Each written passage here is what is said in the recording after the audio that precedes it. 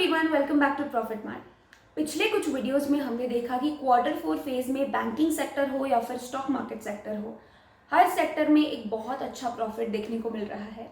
Reliance, which is an Indian multinational conglomerate company, is also on it's rising stage.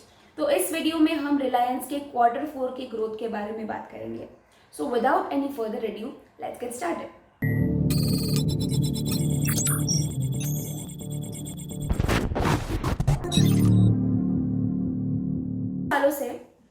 पिछले 2 सालों से pandemic की वजह से और जियोपॉलिटिकल अनसर्टेनिटीज बढ़ने की वजह से काफ़ी सारे सेक्टर्स अफेक्ट हुए थे, बट ऐसे सिचुएशन में भी रिलायंस ने बहुत अच्छी ग्रोथ मेंटेन की है।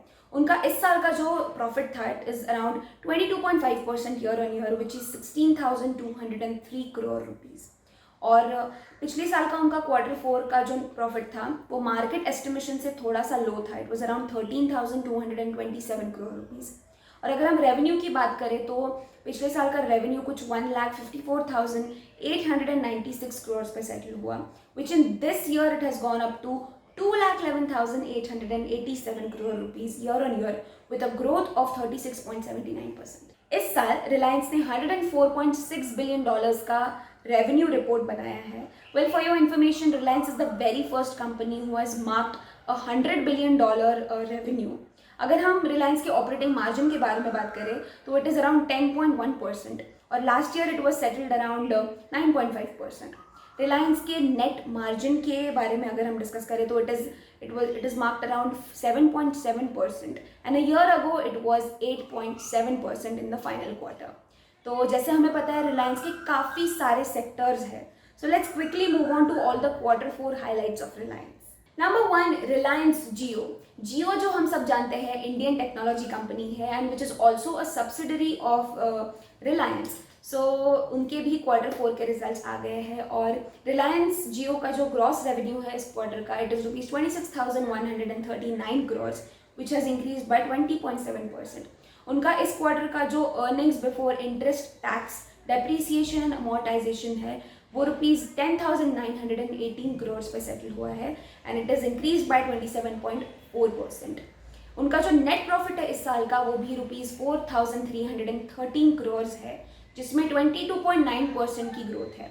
और जो उनका कैश प्रॉफिट है इस साल का इट इज़ रुपीज़ 9,623 करोड़।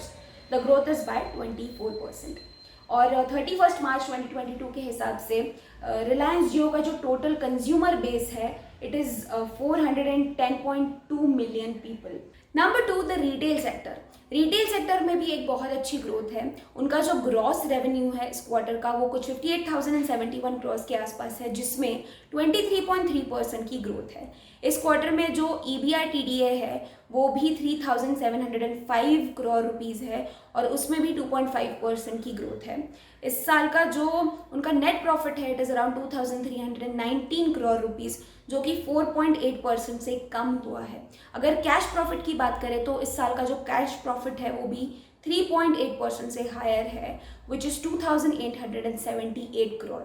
और अब तक उनके जो टोटल ऑपरेशनल स्टोर्स है दे आर अराउंड 15,196 स्टोर्स और इस क्वार्टर में 793 मोर स्टोर्स ओपन होने वाले हैं। Number 3, oil to chemical sector.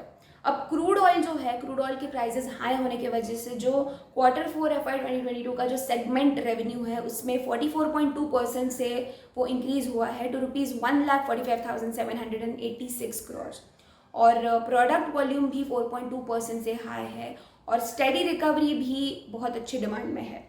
जो multi quarter high transportation fuel crack से क्वार्टर 4 FY 2022 का EBITDA भी 24.8% से इम्प्रूव हुआ है year on year growth to rupees 14,241 crore. High feedstock और प्रोडक्ट प्राइसेस की वजह से EBITDA का जो मार्जिन है ईयर ऑन ईयर ग्रोथ उसमें 150 BPS से वो डिक्रीज हुआ है to 9.8%। Number 4, oil and gas sector. अब ईयर ऑन ईयर ग्रोथ में क्वार्टर 4 FY 2022 का जो सेगमेंट रेवेन्यू है वो 136.8 करोड़ से इंक्रीज हुआ है टू रुपीज़ 2,008 करोड़।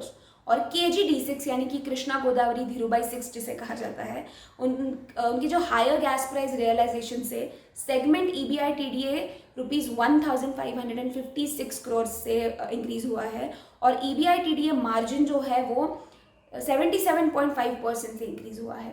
KG-D6 का जो गैस प्रोडक्शन है वो Q4 FY 2022 में 37.7 BCF यानी बैकवर्ड क्लास फील्ड तक है, और जो लास्ट ईयर Q4 FY 2021 में 15.0 BCF. The fifth and the final sector is the media sector.